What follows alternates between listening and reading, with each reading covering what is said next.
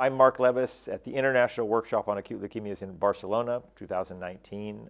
I'm here with Klaus Metzeler and Ravindra Majeti, and we've just finished the morning session on, call it, biology and genetics of acute leukemia, focusing on AML.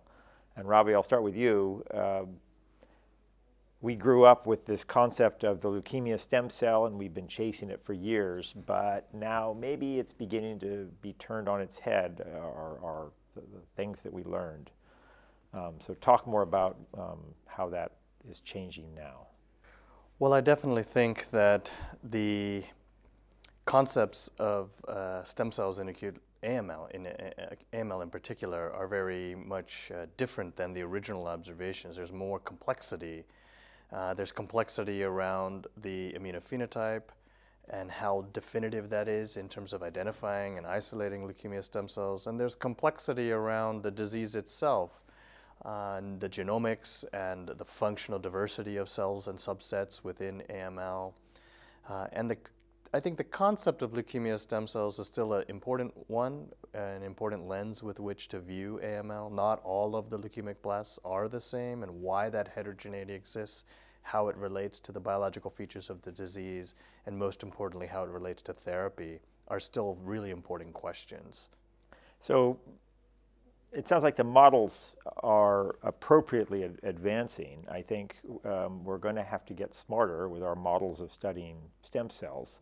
And you described an interesting, perhaps more advanced model of this ossicle, but really trying to imitate the human microenvironment as best we can within this funny little immunodeficient mouse.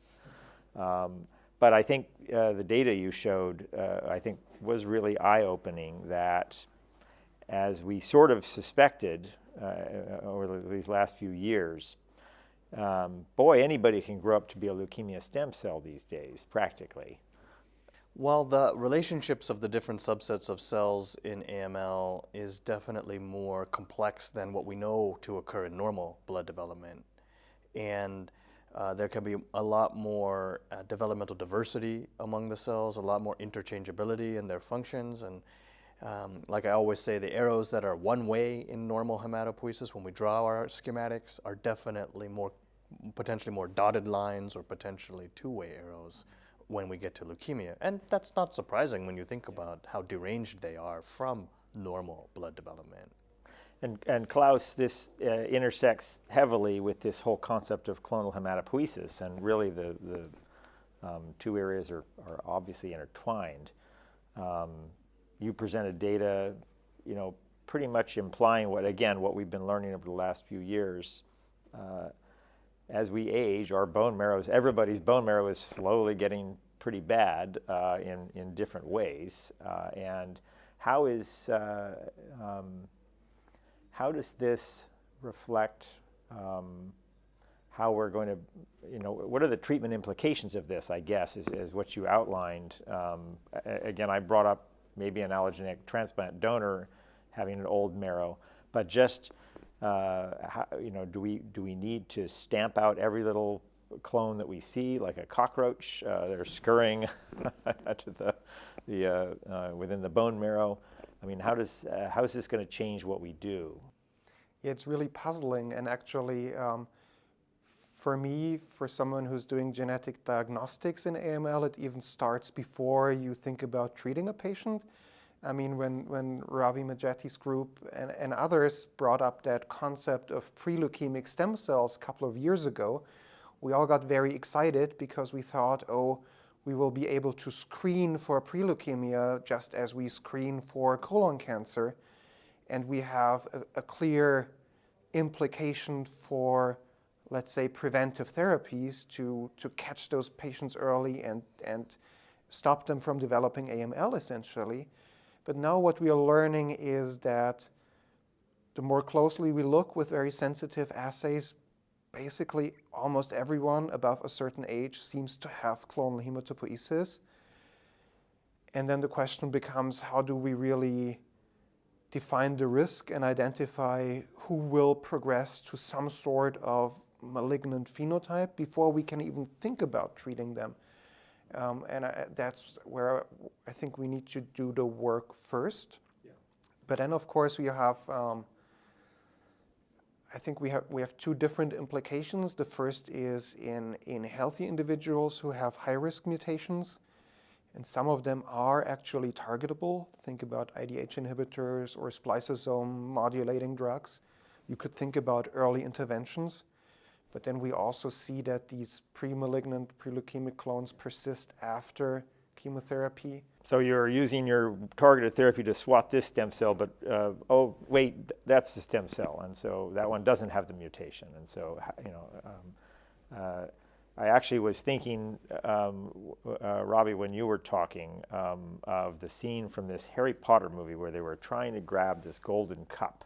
And when you touch it, it exploded into hundreds of cups that looked just like it. Which one was the cup? Which one is the stem cell? Oh, wait, it's this one. No, it's this one.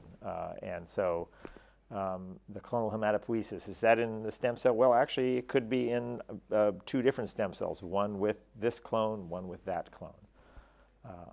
I mean, that is actually an interesting question, maybe also to Ravi. I mean, it comes down to the question, if you have a pre-leukemic clone with a DNMT3A mutation, is that a valid therapeutic target? First of all, because what you say, there may be several other clones waiting in line, and if you manage to hit that one with a specific drug, you can think about whether immunotherapeutic approaches may target several aberrant clones at the same time, but if you're very specific, you may just eradicate one clone and come up with another. And then the other question is, if that clone acquires additional mutation, for example, FLT3 transforms into a leukemia clone, is the DNMT3A mutation still required to sustain the growth of that transformed clone? Or can you still target that at that time point? So what's your opinion on that? These are great questions. I think the concept of the pre-leukemic mutations, which are predominantly epigenetic regulators, do they set the stage for mutations like FLT3 kinase mutations to then drive the disease? And are they still required at that point? I think the jury is still out. There is a little bit of evidence, experimental evidence, from a TET-inducible IDH mutation model suggesting in those cases that the IDH mutation is still required. And I think we're seeing that from the patient data as well. But in terms of targeting the pre-leukemic stem cells, I think there's an important point that may not be obvious when you think about the different mutations and whether they are targetable, like the spliceosome or IDH. In fact, it's that context matters, and the same mutation in the stem cell may not be targetable by a targeted inhibitor as it is in a different cell. And I'm always drawn, in many cases, to our thoughts on chronic phase CML, where the kinase inhibitors, imatinib and its cousins, are very effective at modulating and disrupting and killing the progenitor compartment, but they're not as effective in the stem cell compartment. Same mutation, very similar cell, and very different requirements. And you could imagine that same biology being recapitulated with other mutations. If we think about BCR-ABL as a pre-leukemic mutation, which in many ways it is, versus IDH mutations or spliceosome mutations, they may have very different requirements.